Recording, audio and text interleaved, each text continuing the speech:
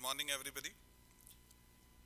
On behalf of my Chief Minister and my Industry Minister, I welcome all of you to be here on this cold day. In these 15 minutes, I'll try to make a case about Madhya Pradesh and how we are different from rest of the states in India and what we are doing to make it to be a more industry friendly state. Madhya Pradesh is called the heart of India, and it's called the heart of India because of several reasons. Not only because of its location, it's an it's called heart of India because it's the confluence of different parts of the cultures that we have from north to south. We are centrally located exactly at the center of it. It's an emerging economy with a GSDP of about 40 billion US dollars for FY14. It is the second largest state in India in terms of geographical area, and it has a population of about 75 million people. Compared to rest of the states, that population density is comparatively low, not compared to rest of the countries in the world, but from the Indian benchmark, it is one of the low density state.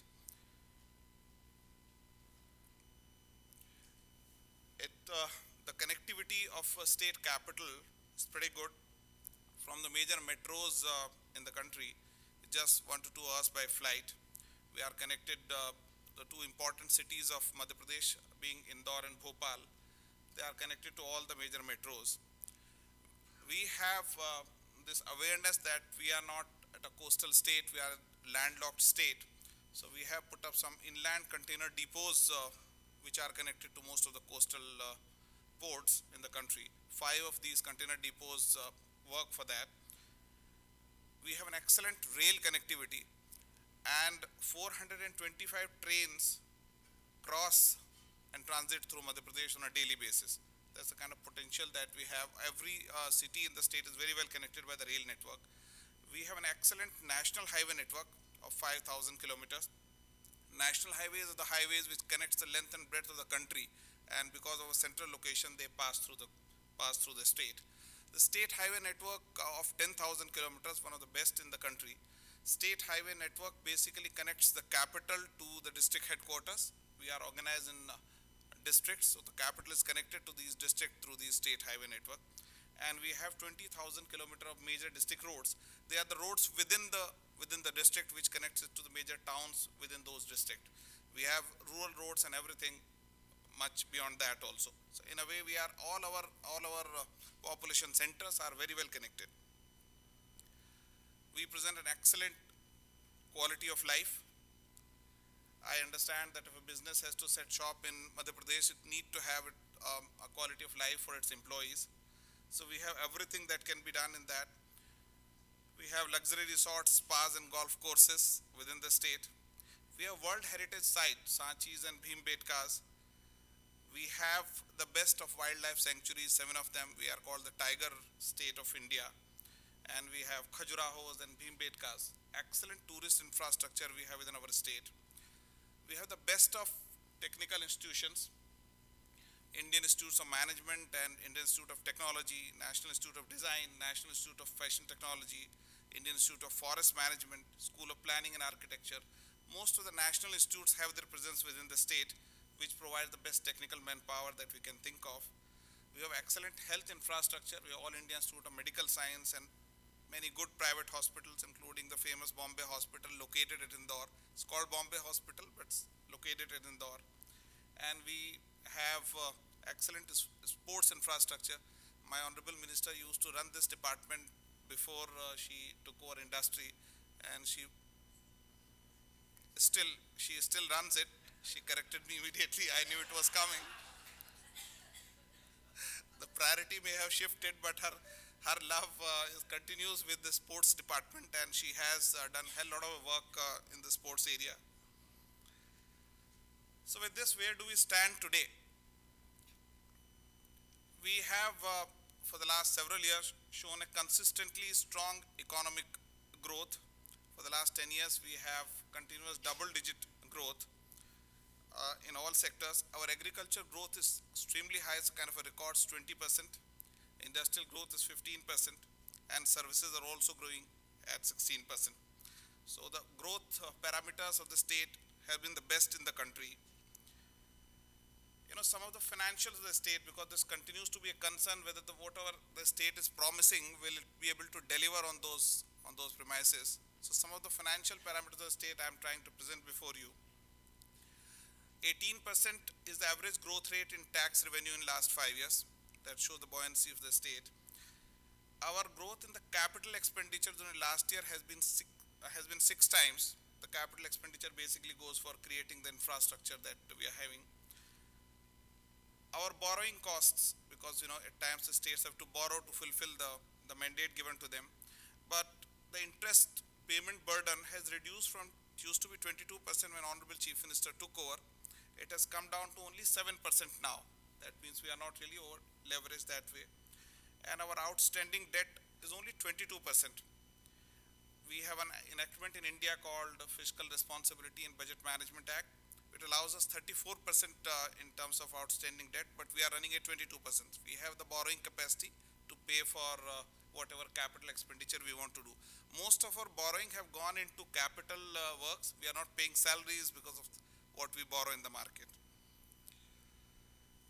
Our agriculture growth for the last 3 years has been kind of a record. In 11-12, we averaged at 20% growth, and we thought that we have touched the ceiling.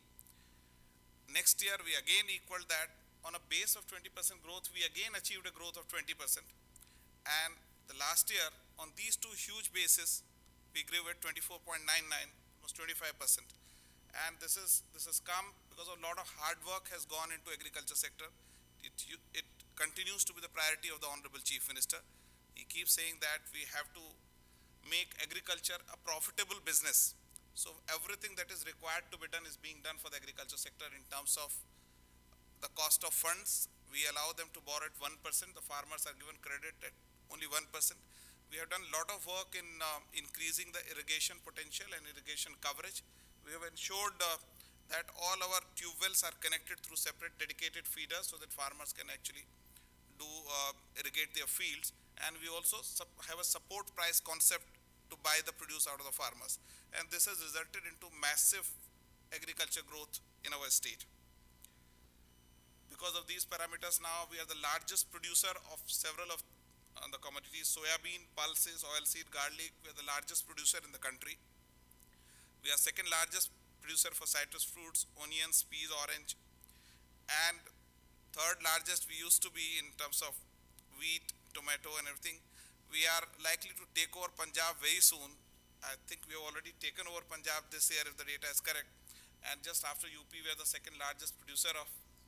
Rajendra Gupta ji sir is very upset about it. Comes from Punjab. So we have done excellent work in agriculture sector. Then we have natural resources.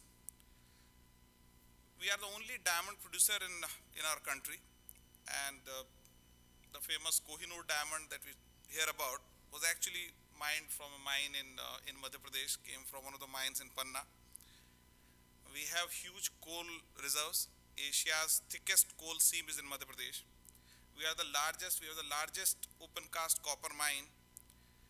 We are a major producer of limestone, diaspora, I don't know what the rest is.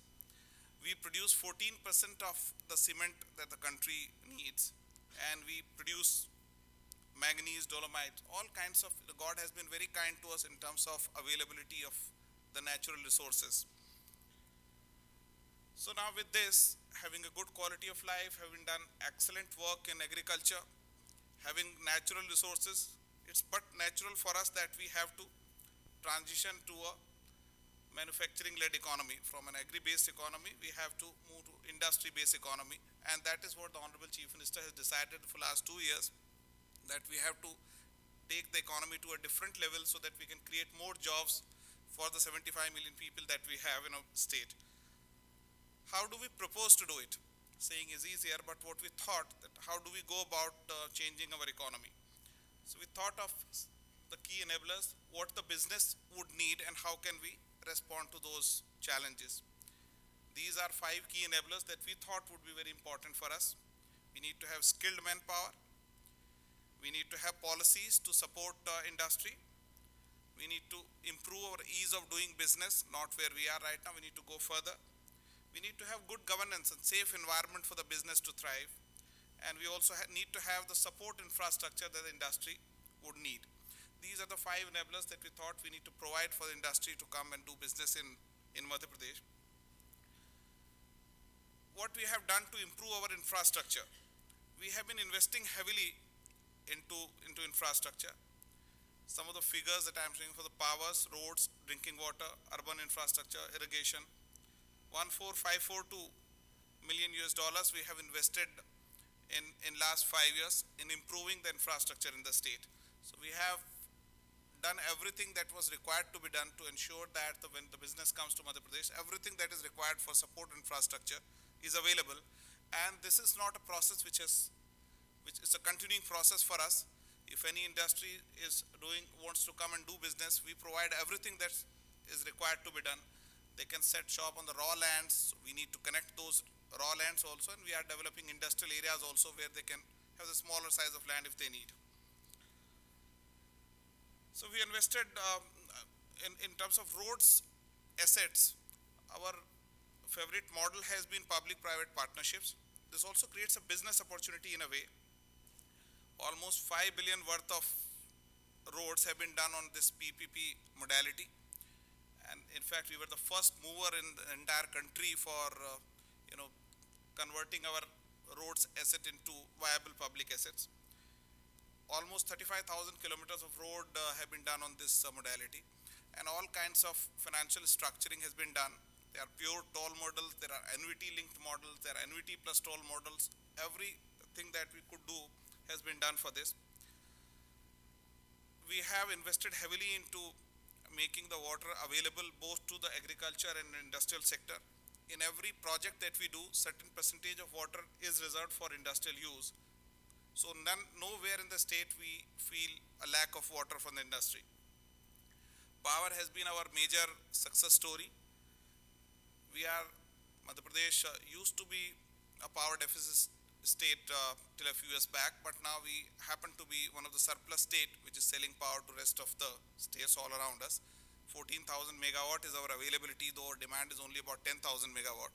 We have surplus power which we can sell to other state and also to industry. And we have done separate feeders for industry and for rest of the consumers. So if industry wants power at high tension, we lay separate feeders to supply power to them. There are no power cuts for us. And we have also done efforts, we have done a lot of things to reduce the cost of power for industrial use. So there's some kind of a duty exemptions available so that the power is cheaper compared to the rest of the state in the country. Our trump resource has been land, and we understand the sensitivity in acquiring the private land for industrial use. So we identified government lands, make it reserved, taken in our possession for allotting to industries. 25,000 hectares of land is readily available to us as industries department, which can allot to industry on any day. So we don't have to go for land acquisition process. And these land parcels are available all across the state, including near the major cities. So we have ensured that no industry has to start looking for acquisition of private land by itself. We have technical manpower available. We have, in last 5 years, we have opened 70 new technical institutes. We have increased the capacity in these technical institutions. We have 20 universities, including 2 central universities. We have 30 medical colleges and 165 paramedical colleges. And several private sector brand names have come and started doing business in Madhya Pradesh in education sector. Many more can come. This creates an excellent opportunity for the private sector to come because we have an enactment which allows the universities to be set up within the state by the private sector. We have created sector-specific policies for promotion of industry. In fact, some of them will try and circulate in a pen drive here. All of our policies we have put together for you to have a look at it. But every sector that we think is a priority has been addressed by a support policy for the state. And then ease of doing business. Basically, 2 things we address here. Most of our policies have some kind of a fiscal concessions and incentives.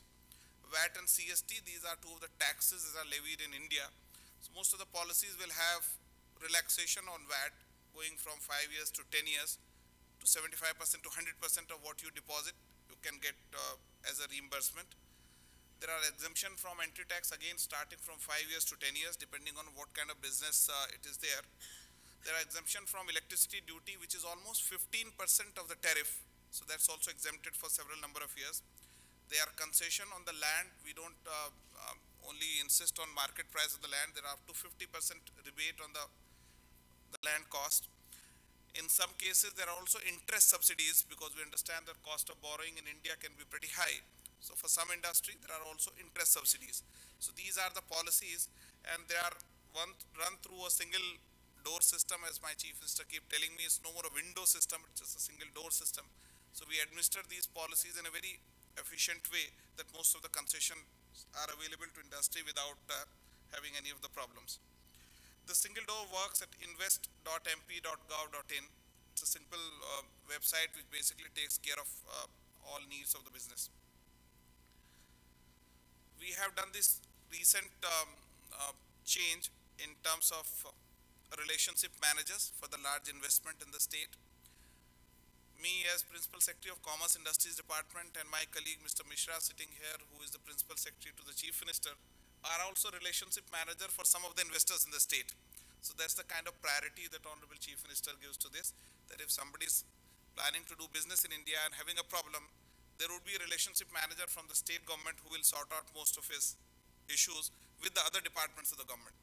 So if I am the relationship manager, it's my responsibility to take up the issues with any of the department of the government, trying to change red tape with a red carpet. So we have this website which takes care of a business proposal from day one. Somebody wants to show an interest and intention to invest in Madhya Pradesh, right up to 10 years when he has to get his concession from him. Everything is linked and available on this website. I'll just take a brief time. This good governance. We are one of the most peaceful state in industry. No mandates are lost because of any strikes and everything. Less than 1%, in fact, mandates have been lost on this in last several years. We enacted something called Public Services Delivery Guarantee Act, in which about 100 services are notified, and a government department is supposed to deliver those services within a specific time period. And in case of delay, there are penalties, and the officer who has delayed is supposed to pay those penalties to the person for whom the service has been delayed. And we're the first state in India to launch this Public Service Delivery Guarantee Act. Most of our procurement systems are online through an e-tendering system. What gives us confidence for future after doing all this? Some of the industries which have come to Madhya Pradesh in recent years, American industries also. Volvo is setting up its 7th facility in Madhya Pradesh. Every country that we are targeting having something to do with the business in MP. Rio Tinto is doing a new mine now in Madhya Pradesh. So the earlier mining was only through the public sector. It's a private sector company which is doing a diamond mine in Madhya Pradesh. In terms of industrial leases from the state, from the country, every industrial house that we can think of has its presence in our state. This is the private investment across manufacturing infrastructure that we have got in 2 years. Because of whatever efforts we have made, we are now one of the major destination for investment within the country. And in last 2 years, in every sector of the economy, we have got private sector to come and invest. Our investment opportunities are there in every field. The first of the priority area for us is, of course, the defense. Now, Government of India allows 49% FDI in defense. And we were the first state who started supporting the investment in the defense sector. We come up with a promotion policy also. In addition to what Government of India will do, we will also have a support structure for investment in defense. Tourism creates fantastic opportunities. In fact, one of our reservoir, call it Indra Sagar, has almost 270 islands which can be developed. Some of them are being developed, some of them can be developed. And it creates fabulous opportunities. We have a specific policy for tourism sector, for promotion of tourism sector. Textile has been one of our success story. My colleague Mr. Rajendra Gupta is sitting here. He would be talking about his experience in textile sector after he has shifted to Madhya Pradesh. He was originally from Punjab, but now by and large in Madhya Pradesh. Food processing, renewable energy, IT, ITS, automobile, all these sectors are our priority, and we have come up with sector specific policies for all these sectors. And with that, I would conclude, and I would once again invite you to come and visit Madhya Pradesh. Most of the policies are available online, but we have a system of facilitation further. Honorable Chief Minister on every Monday has an open door policy for industry. Without an appointment, you can walk in, and he meets up with industry representatives and try and sort out whatever issues they may face. Thank you so much.